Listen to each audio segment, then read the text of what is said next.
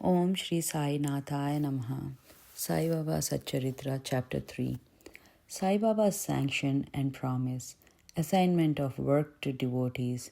Baba's stories as beacon, light, his motherly love, Rohilla's story, his sweet and nectar-like words. SaiBaba's Sanction and Promise. As described in the previous chapter, Sai Baba gave his complete assent to the writing of Sai Satcharitra and said, I fully agree with you regarding the writing of Satcharitra. You do your duty. Don't be afraid in the least. Steady your mind and have faith in my words. If my Leelas are written, the avidya will vanish, and if they are attentively and devotedly listened to, the consciousness of the worldly existence will abate, and strong waves of devotion and love will rise up, and if one dives up deep into my Leelas, he would get precious jewels of knowledge. Hearing this, Arthur was much pleased, and he at once became fearless and confident, and thought that work was bound to be a success. Then turning to Sharma, Sai Baba said, If a man utters my name with love, I shall fulfill all his wishes, increase his devotion, and if he sings earnestly my life and my deeds, him shall I beset in front and back and on all sides. Those devotees who are attached to me, heart and soul, will naturally feel happiness when they hear these stories. Believe me that if anybody sings my Leelas, I will give him infinite joy and everlasting contentment. It is my special characteristic to free any person who surrenders completely to me, and who does worship me faithfully, and who remembers me and meditates on me constantly. How can they be conscious of worldly objects and sensations, who utter my name, who worship me, who think of my stories and my life, and who thus always remember me? I shall draw out my devotees from the jaws of death. If my stories are listened to, all the diseases will be got rid of. So hear my stories with respect and think and meditate on them. Assimilate them. This is the way of happiness and contentment. The pride and egoism of my devotees will vanish. The mind of the hearers will be set at rest, and if it has wholehearted and complete faith, it will be one with supreme consciousness. The simple remembrance of my name as Sai, will do away with sins of speech and hearing. Different works assigned to devotees. The Lord entrusts different works to different devotees. Some are given the work of building temples and mats or ghats on rivers. Some are made to sing the glories of God. Some are sent on pilgrimages, but to me was allotted the work of writing the Sai Satcharitra. Being a jack of all trades, master of none, I was quite unqualified for this job. Then why should I undertake such a difficult job? Who can describe the true life of Sai Baba? Sai Baba's grace alone can enable one to accomplish this difficult work. So when I took up the pen in my hand, Sai Baba took away my egoism and wrote himself his stories. The credit of relating these stories therefore goes to him and not to me. Though Brahmin by birth, I lacked the two eyes, that is the sight or vision, of Stuti and Smriti, and therefore was not at all capable of writing the Satcharitra. But the grace of Lord makes a dumb man talk, enables a lame man to cross a mountain. He alone knows the knack of getting things done as he likes. Neither the flute nor the harmonium knows how the sounds are produced. This is the concern of the player. The oozing of Chandrakant's jewel and the surging of the sea are not due to the jewel and the sea, but to the rise of the moon. Baba's stories as beacon, light.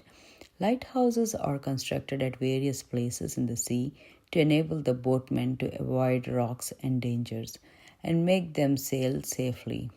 Sai Baba's stories serve a similar purpose in the ocean of worldly existence. They surpass nectar in sweetness and make the worldly path smooth and easy to traverse. Blessed are the stories of the saints when they enter our hearts through the ears, the body consciousness or egoism and the sense of duality vanish. And when they are stored in the heart, doubts fly out all sides. Pride of the body will fall, and wisdom will be stored in abundance.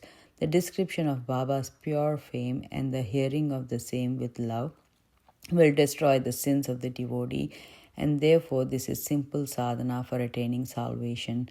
The sadhana for Krita age was Shamadama, tranquility of mind and body; for Treta age, sacrifice; for Dwapara, worship; and for Kali, the present age, it is singing of the name and glory of the Lord. This last sadhana is open to all people of the four varnas, Brahmins, etc. The other sadhanas, that is yoga, yajna, dhyana, and dharma, are very difficult to practice. But singing and hearing the stories and the glory of the Lord is very easy. We have only to turn our attention towards them. The listening and singing of the stories will remove the attachment to the senses and their objects, and will make the devotees dispassionate, and will ultimately lead them to self-realization. With this end in view, Sai Baba made me or helped me to write his stories, Sai Charitamrita.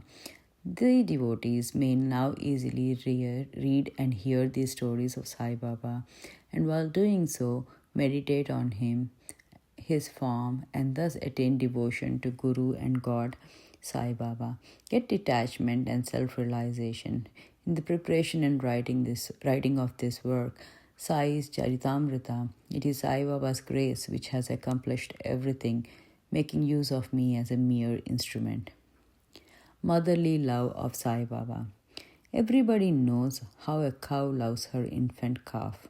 Her udder is always full, and when the calf wants milk and dashes the udder, out comes the milk in an unceasing flow. Similarly, a human mother knows the wants of her child and feeds it at her breast in time. In case of dressing and adorning the child, the mother takes particular care to see that this is well done. The child knows or cares nothing about this, but the mother's joy knows no bounds. When she sees her child beautifully dressed and adorned, the love of mother is peculiar, extraordinary, and disinterested, and has no parallel. Sadgurus feel this motherly love towards their disciples.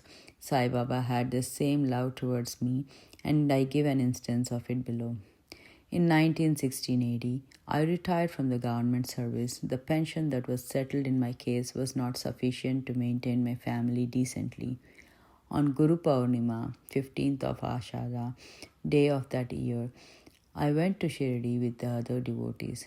There, Mr. Anna Chinchanikar, of his own accord, prayed to Baba for me as follows: "Please look kindly on him. The pension he gets is quite insufficient. His family is growing. Give him some other appointment, remove his anxiety, and make him happy." Baba replied, "He will get some other job, but now he should serve me and be happy. His dishes will be ever full and never empty. He should turn all his attention towards me and avoid the company of atheists, irreligious, and wicked people. He should be meek and humble towards all and worship me heart and soul. If he does this, he will get eternal happiness." The question, who is this he, whose worship is advocated, already answered in a note on Who is Sai Baba in the prologue at the beginning of this work. Rohila's story. The story of Rohila illustrates Sai Baba's all-embracing love. One Rohila, tall and well-built, strong as bull, came to Shirdi wearing a long kafni, which is robe, and was enamored of Sai, who stayed there. Day and night he used to recite in a loud and harsh tone kalma verses from Holy Quran and shout, "Allahu Akbar, God is great." Most people of Shirdi were looking in their fields by day, and when they returned to their homes at night, they were welcomed with the Rohila's harsh cries and shouts. They could get no sleep and felt much trouble and inconvenience. They suffered in silence this nuisance for some days, and when they could stand it no longer, they approached Baba and requested him to check the Rohila and stop the nuisance. Baba did not attend to their complaint. On the contrary, Baba took the villagers to task and asked them to mind their own business and not Rohilla. He said to them that Rohilla had got a very bad wife, a Jan Tippi, who tried to come in and trouble Rohilla and himself. But hearing Rohilla's prayers, she dared not enter, and they were at peace and happy. In fact, the Rohilla had no wife, and by his wife Baba meant Durbuddhi, that is, bad thoughts, as Baba liked prayers and cries to God better than anything else. He took the side of the Rohilla and asked the villagers to wait and suffer the nuisance, which would abate in due course. Baba's sweet and nectar-like words. One day at noon after the Aarti, devotees were returning to their lodgings when Baba gave the following beautiful advice. Be wherever you like, do whatever you choose. Remember this well, that all what you do is known to me. I am the inner ruler of all, and seated in their hearts, I envelop all the creatures, the movable and immovable world. I am the controller, the wire puller of the show of this universe. I am the mother, origin of all beings, the harmony of three gunas, the propeller of all senses, the creator, the preserver and destroyer. Nothing will harm him who turns his attention towards me, but Maya will lash or whip him who forgets me. All the insects, ants, the visible, the movable, and immovable world is my body or form. Hearing these beautiful and precious words, I at once decided in my mind to serve no man henceforward, but my Guru only.